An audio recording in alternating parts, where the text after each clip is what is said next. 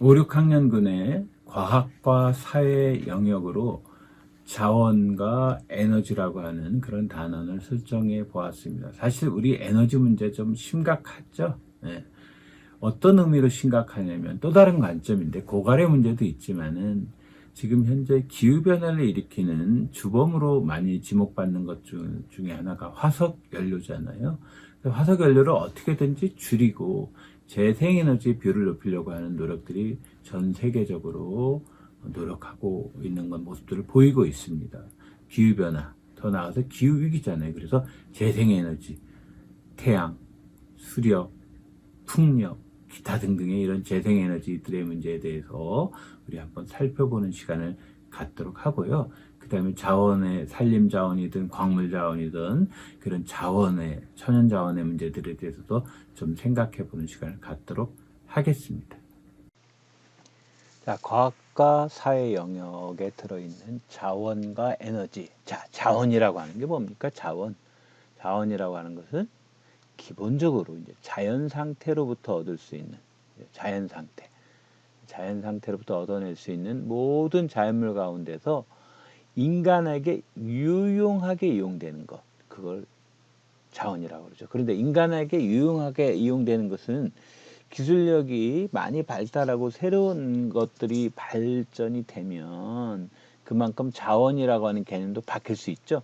결국 무슨 얘기냐면은 유용하게 이용되는 것 중에서도 그것으로 기술적이고 경제적인 개발이 가능한 것을 우리가 자원이다 이렇게 얘기를 해요. 자원에는 광물이나 토지와 땅과 같은 그리고 물과 같은 수자원은 이런 걸 기초 자원이라고 합니다. 또 그 중에 이제 천연자원, 산림자원이 있죠. 동물자원, 그 다음에 수산자원 합쳐서 천연자원이라고 하고요. 기초자원하고 천연자원을 가공하여서 생산된 거, 식량자원이라든가 우리가 쌀 같은 경우도 이제 가공해가지고 우리가 먹을 수 있는 걸로 했고 막걸리, 술 같은 거 만들고 또 역시 가공해서 한 거죠. 공업, 원료자원, 에너지자원 등 이런 것들을 1차 자원이라고 해요. 1차 자원을 다시 가공해서 만들면 2차 자원, 2차 자원을 다시 가공하면 3차 자원이 되겠죠. 아무튼 중요한 키워드는 뭐예요? 자연 상태에 유용하게 이용된다. 기술적, 경제적 개발이 가능해야 된다. 근데 우리 흔하게 이 자원이라고 하는 걸 조금 폭넓게 자연 상태로부터 얻어낼 수 있는 이렇게 거기에 국한하지 않고 문화적 자원이다, 인적 자원이다 이런 말을 쓰기는 해요. 문화적 자원은 우리 고궁 같은 거를 말하는 거겠죠. 그 다음에 뭐 갯벌도 되겠죠, 그죠? 인적 자원 이거는 이제 그 달리 생각하시는 분들도 있어요. 어떻게 인간을 자원으로 보느냐, 인격체로 봐야지. 인적 자원 옛날에 교육 인적 자원부 이런 개념도 있었는데 그 인격체로 봐야 된다. 그래서 인적 자원이라는 용어를 엄청나게 사용하는 걸 싫어하시는 분들도 있다고 하는 걸 아시길 바랍니다. 자, 자원은 어떤 특성이 있느냐? 대부분의 자원은 매장량이 한정이 되어 있죠. 결국 한정되어 있다는 말은 언젠가는 고갈이 된다. 이런 뜻이겠죠. 그 다음에 자원이 특정 지역에 편중돼서 분포하는 경우가 많아요. 그래서 그걸 자원을 무게하죠. 우리 석유 자원만 하더라도 그렇죠. 어느 특정 지역에 편중되어 있죠. 자원은 기술이나 경제, 문화적 조건에 따라 이런 조건에 따라 개발될 수도 있고 유용하게 더 쓸 수도 있기 때문에 옛날에는 그냥 버려진 것들을 지금은 굉장히 소중하게 생각하는 거 이런 것들에 따라서 자원의 의미와 가치가 달라지는 가변성이 가지고 있다는 것도 큰 특징이 되겠습니다. 자, 그 중에 이제 우리가 그 교육 과정상에 학생들이 물자원이라든가 산림자원, 광물자원을 종합적으로 다루도록 되어 있는데 물자원이나 산림자원은 너무 잘 아는 거기 때문에 이 세 가지 자원들 중에서 광물자원만 잠깐 언급하고 넘어갈게요. 광물자원은 천연적으로 파묻혀 있는 자원을 말하겠죠. 두 번 들어갔네요. 그리고 이제 광물자원은 대체로 분포하고 있는 게 불균형이에요. 특히 이제 요새 같으면 희토류 생산 이런 얘기 많이 들어봤을 거예요. 조금 이따 다시 말씀드리겠지만 광물자원은 대개 재생이 불가능한 자원이에요. 그렇기 때문에 제가 광물자원을 또 따로 뽑아본 거예요. 금 같은 경우는 한 28년 채굴하면 없어질 거라고 보고 있죠. 구리 67년, 철은 뭐 232년이니까 많이 있네요. 그죠? 주석 같은 경우 17년, 납 42년 이렇게 예상을 하고 있습니다. 분포의 불균형성에서 조금 전에 희토류 얘기를 했죠. 희토류란 말 희귀하다 이런 뜻이에요. 그래서 rare earth element라는 말을 희토류라고 하는데 도대체 뭘 희토류라고 하느냐? 광물 자원에서 지금 희토류가 문제가 되고 있기 때문에 한번 짚고 넘어가 보겠습니다. 여기서 많이 본 표죠. 뭐예요? 주기율표죠. 주기율표. 주기율표 중에서 원자번호 57번 이걸 란타넘이라고 합니다. 란타넘. 이 색깔이 57, 58, 59에 쭉 70번까지에다가 71번 루테튬까지 이걸 란타넘족이라고 하는데 여기에 속하 있는 11가지가 11가지인가 둘레 여섯 여덟 열둘 열다섯 15가지 원소, 란타넘 계열의 15가지 원소를 우리가 희토류라고 합니다. 조금밖에 없다는 뜻이. 그중에 우리가 제일 잘 알고 있는 것 중에 하나가 아마 이게 아닐까. 네오티뮴이라 가지고 자석 엄청 센 자석 있잖아요. 이거를 철에다 섞으면은 굉장히 세져요.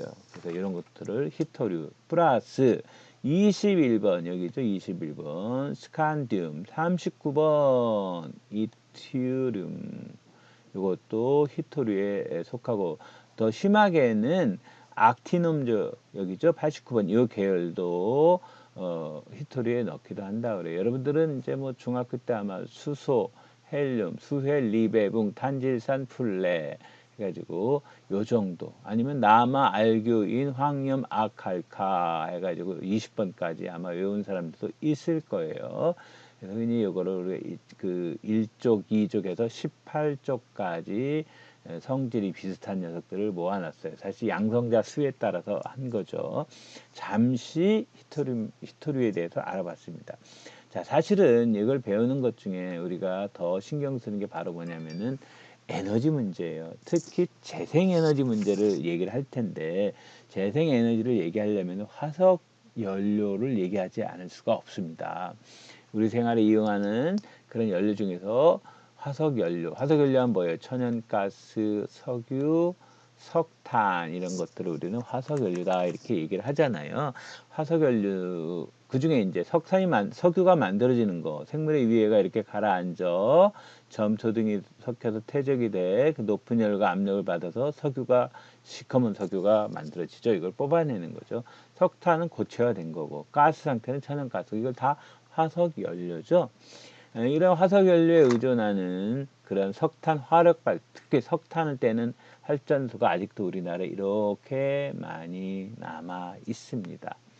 화석연료를 얘기하는 이유는 뭐예요? 앞으로 고갈이 되기도 하고 그 다음에 지구 온난화를 일으키는 주범이잖아요. 실제로 화석연료의 전망을 보면 지금 이제 세계 화석연료 소비량을 2019년까지 자료를 보면 점차적으로 이 가스는 사용량이 늘어나고 있죠. 그죠? 그 다음에 기름, 그 다음에 석탄. 아주 옛날에는 주로 석탄만 사용하다가 이제 석유를 사용하기 시작했고, 그러던 것이 점점 천연가스도 늘어나고 있죠. 테라와트시라고 하는 단위로 놓고 봤을 때. 그래서 실제로 1890년과 그 다음에 한 200여 년이 넘나요? 200여 년이 지난 다음에 보니 200여 년까지는 아니구나. 여하튼 이렇게 편도가 바뀌었다는 거. 33이 39,292 테라와트 아워로 늘어났다라고 하는 거. 화석연료 가체 연수는 뭐 석유는 한 40년 되면 끝날 것 같다 이렇게 얘기를 하고요. 천연가스는 60년. 그러니까 아직 그래도 석탄은 좀 많이 남아있는 편이긴 하는데 여하튼 기후변화의 주범이죠. 그래서 기후변화라든가 이런 걸 완화시키기 위해서 우리가 많이 얘기하는 게 뭐예요? 그렇죠. 재생에너지죠. 재생에너지는 흔히 태양에너지, 태양에서 오는 빛이나 열을 이용한 에너지죠. 이미 다 알고 계실 거예요. 풍력에너지, 자연적으로 부는 바람을 이용하는 거. 그 다음에 해양에너지, 밀물, 썰물, 조류, 파도. 여기에 플러스 강 막아놓고 하는 뭐예요? 그 수력발전소. 또 있죠. 그러니까 물을 이용하는 게 있고, 그 다음에 지열을 이용하는 지구 내부의 지열을 이용하는 발전소도 있습니다. 그리고 식물이나 음식물 쓰레기, 폐식용유 같은 폐기물을 이용하는 바이오 에너지도 들어갑니다. 그죠? 여기에 또 요새 같은 수소 에너지 같은 것도 수소를 연소시켜 얻는 결국 수소를 연소시킨다면 수소와 산소가 만나게 해서 물을 부산물로 만드는 걸 말하죠. 수소 자동차가 있고 그러죠. 자, 이런 재생에너지 발전 비율이 많이 늘어났죠. 그죠? 어떻게 늘어났어요? 2009년에 기본적으로 그 1.7이었는데 한국은 겨우 많이 늘어나서 3.1입니다. 다른 나라에 비해서 굉장히 적게 늘어나고 있죠. 우리 재생에너지 발전 비율이 계속 늘어나다가 좀 멈췄어요.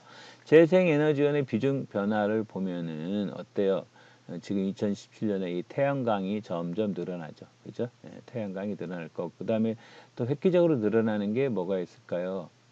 태양광이 많이 늘어나고, 그 다음에 2017년에 비해서 풍력이 좀 늘어나겠네요. 그죠? 이렇게 비율이 바뀌고 있다라는 거. 재생에너지 하면 우리가 반드시 상식적으로 알아야 되는 게 뭐가 있냐면, 알리100이라고 하는 게 있어요. 알리100. 재생에너지의 사용 비율을 100%, 재생에너지라는 뜻이죠. 이거는 100% 재생에너지를 사용하겠다고 선언하는 자발적 글로벌 캠페인 2014년도부터 했어요. 결국 이게 애플 같은 경우가 앞으로 알리100 재생에너지원을 사용해서 만들지 않은 제품을 우리가 안 쓰겠다 이렇게 강조를 하는데, 그러면 알리100의 지금의 현황을 보니까 한국은 2%밖에 안 된다 그래요. 근데 한국 2%, 중국이 32%, 일본 15%, 싱가포르 26%인데 요 그룹이 재생에너지 사용이 시급한 나라, 가장 시급한 나라로 분류했는데 그 중에서도 한국은 너무너무 적어요.